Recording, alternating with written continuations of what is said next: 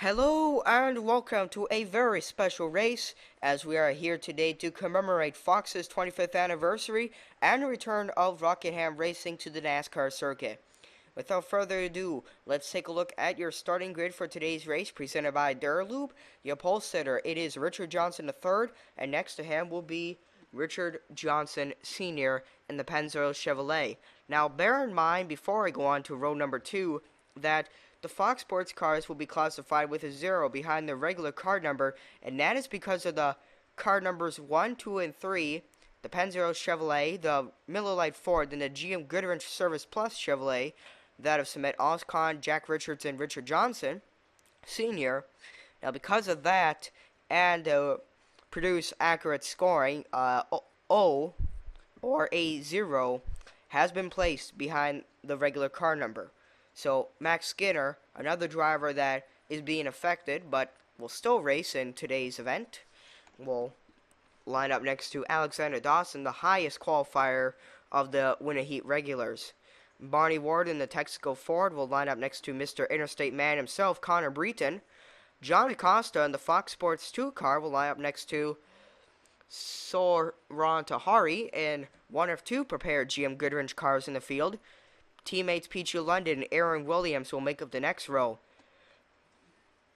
Michael Harvey, the last driver to claim a ride for this event, will line up next to Sean Galligan in the 55 car. 14 Stewart Fan 209 will line up next to Jake Baskinger. Cesar Hernandez and Jared Magoon will make up the next row. Teammates, and again, Johnson brothers lining up next to each other. That is that of Richard Johnson Jr. and Kerry Johnson. Ralph Mason, the Valvoline Pontiac, will line up next to another Pontiac driver. They are not teammates, but they're fellow Pontiac members. That is that of Charles Jackson. Justin Perry will line up next to driver of the number 2 Ford, Jack Richards. Teammates, Servan Saharan and Samet Oscon, his second appearance in a GM Goodwrench car. He made his last appearance in a GM Goodwrench car, racing the Corvettes in the 4 races of Daytona. Make that 5th ever HTFRA appearance. And finally, rounding out your field will be driver of the number 7, Eric Burton. When we come back, we'll have more right after this. Back here with the very special race, and already we have a problem for Eric Burton. I don't know what happened to him. Well, there he is. The score monitors almost as if, or our cameras that were filming this event, looks as if they excluded him. But without further ado, he is in the field. He is ready to race. The green flag is about to come out. And we are underway here at Rockingham.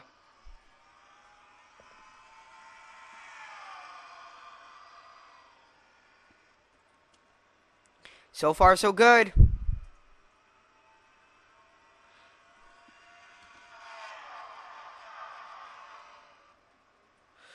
And already drivers are going 3 wide. Richard Johnson, Sean Galligan. Oh, contact. Oh, no. No, Pichu London, Connor Breton, Michael Harvey, Jared Magoon, Samet Oscon. Oh, my goodness. Charles Jackson was involved. I think Ralph Mason may have picked up a few bits of damage. Eric Burton, I know he's involved. Rear end of that Nation's Run Ford is looking bad. And yes, indeed, Ralph Mason has been involved. Hood damage has buckled on that Valvoline Pontiac. So, why don't we take a look and see how this unfolded. Now, from a spectator cam, we should give you a clear look as to how this unfolded. It looks as if Richard Johnson... Richard Johnson III got into Connor Breton, then made contact with Pichu London, and just simply, he got airborne. I did not see that. Connor Breton got airborne. Looks as if, 14 Stewart Fan 209 got a little bit of damage. And all the drivers behind them, it looks like a majority of the Johnson brothers received lots and lots of damage. Enough to leave them on pit road or to bring him a lap down for when this field is sorted out.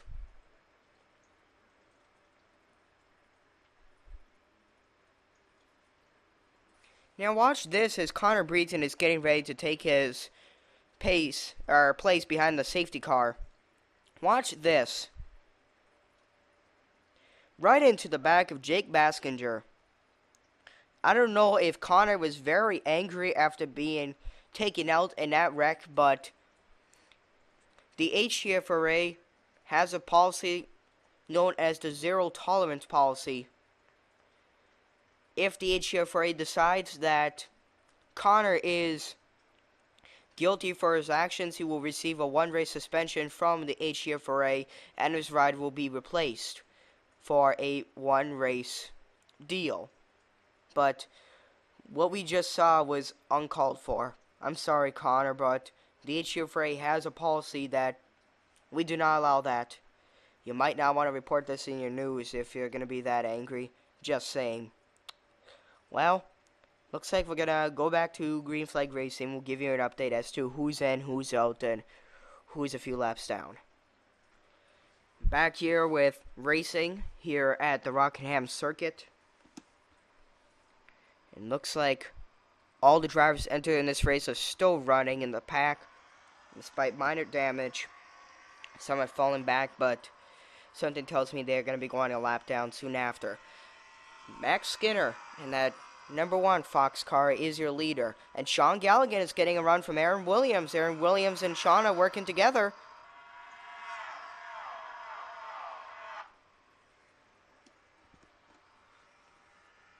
And to avoid technical difficulties, we just saw Max Skinner bump the wall. We are going to stay with camera angle 1 for the rest of the race. Bonnie Ward and Richard Johnson Sr. just made a little bit of contact. Really starting the race back there. Speaking of seeing that 18 in the background of the race, it's time to take a look at a racing update with this guy. HTFRA officials have determined he will be heading to the hauler following this race, and the HTFRA will be talking with the president, which is I, myself, Bob Fergus, and teammate Charles Jackson, on how this event unfolded and what penalties will be handed out to Connor, if any. So that is all we have as of right now. They're going 3 wide between Harvey. Well, they were going 3 wide. Connor Breeton is backing off. Look at all that heavy damage to the left quarter panel of that Pennsville Chevrolet. And really starting to get racing. 14 Stewart fan 209. Savon Saharan. Alexander Dawson. Jack Richards. And a lot of drivers, as they enter the front stretch, they've been scraping the wall lately, and really that's what affects your racing performance. But still your leader is Max Skinner, and Bonnie Ward, he's diving down to the inside, and looks like he's going to take the position away. And again! They saved it! Unbelievable. Aaron Williams and Max Skinner saved the rides from being sent to pit road, or even worse, to the hauler, to their haulers, calling it quits.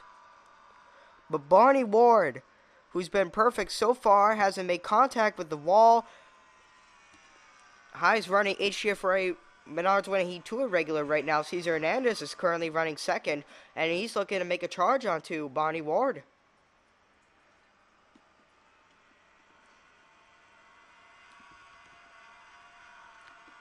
Now already getting racy between John Acosta, Justin Perry, and Charles Jackson. Savon Saharan comes into the picture.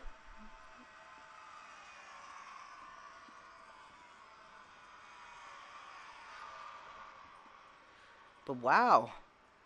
And there's still 3 wide.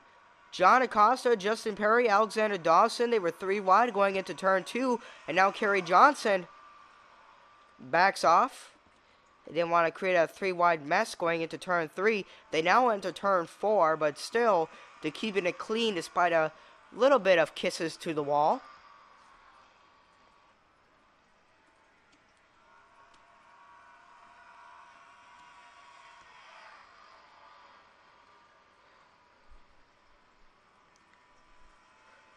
Still Barney Ward, he's still your leader in the race. And the caution is out.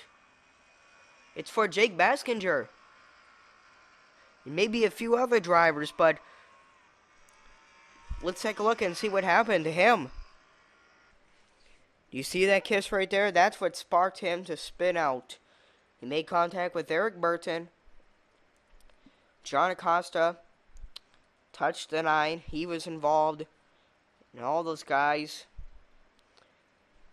were able to drive away from the incident. That's what brought out the caution. Well, let's get back to live action right now. And here we go, we're getting back with the racing action right now. And so far, no driver has left the race yet. Once again, Barney Ward is going to take him down, and he's going to lead them to the restart. Looks like Cesar Hernandez backed off a little bit. I don't know if he got a late start because Aaron Williams and all the drivers behind him that were in his line of sight are backing down. Siran Tahari looked like oh my gosh. Oh my goodness. Tahari. How did he save that car? It's just the second time we have seen this today. And they're really getting racy back there.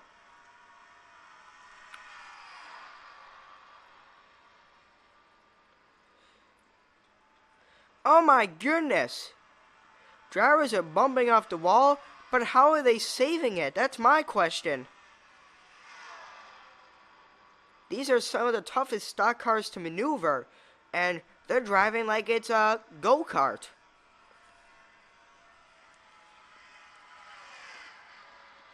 We're going to have to keep our eye on this pack. There's Tahari, the one who made contact with the wall earlier. Cesar Hernandez looks like he's slowing up.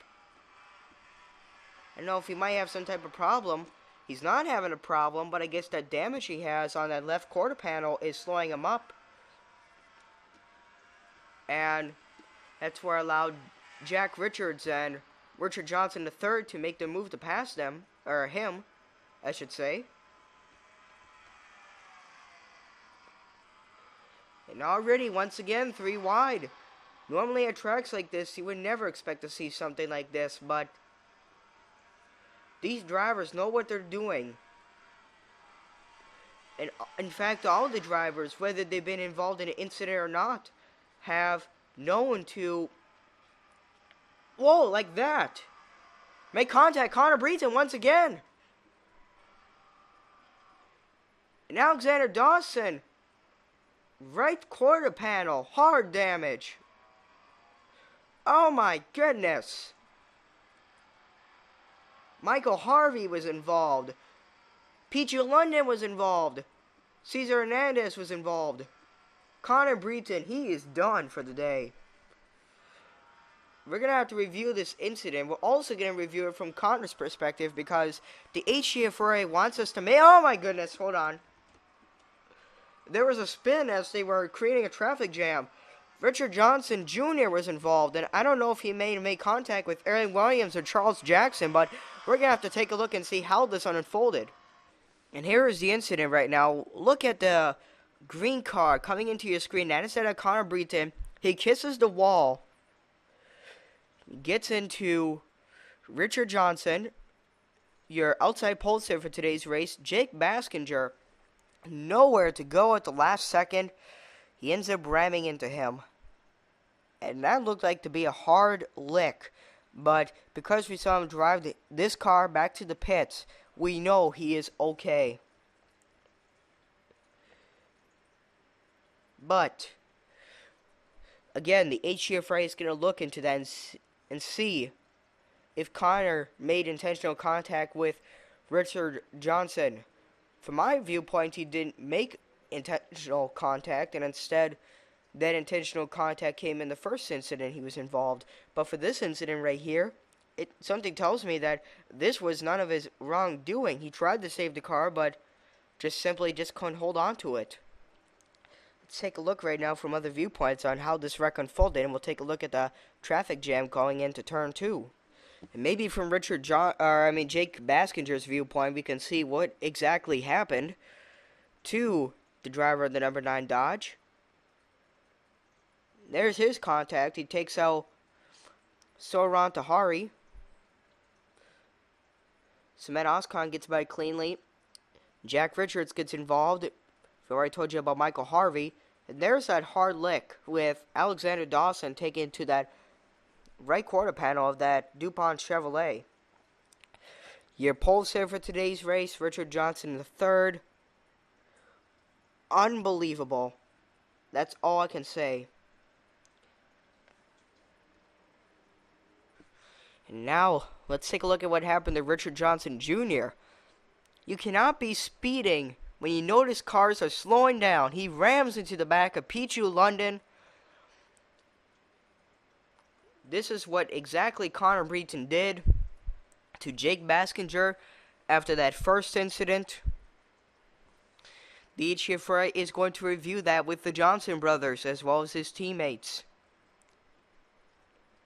and see what penalty should be assessed and if Johnson should be allowed to race in any HTFRA event, and if he is, with a suspension, how many days does the suspension go for? Let's go back to live racing action. Well, here we are, getting set to go back racing. And looks as if two drivers are out of the race, that of Connor Breton and Alexander Dawson. And Richard Johnson Jr. got a poor start coming into this restart.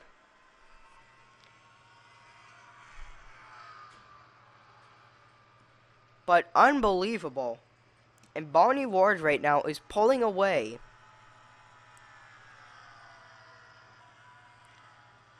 Second is Max Skinner. Third is Charles Jackson. Charles is teammates with Connor at RPM in the winter heat, and once again for the special race with Joe Gibbs Racing. Sean Galligan, we haven't talked about much all day. He gets loose. He makes contact. Does he save it? He doesn't. But looks like he's going to keep her going, but it's not going to bring out the safety car. No, it does not. Unbelievable. He keeps it going. Unbelievable. Look at Max Skinner. He's about to get passed by Savan Saharan. And he does.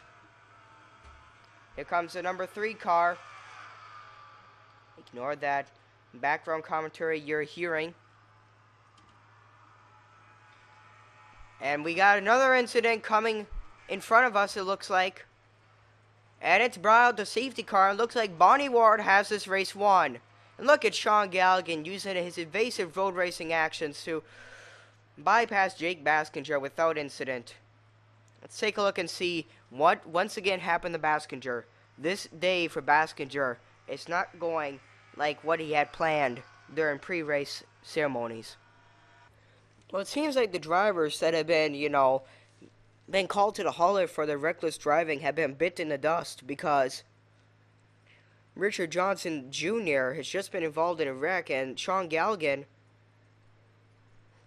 as well as, I believe, Richard Johnson III and Eric Burton, their day is not going right for them. This was not the day they had planned. And look at that contact that just a bunch of these drivers suffer because of reckless driving.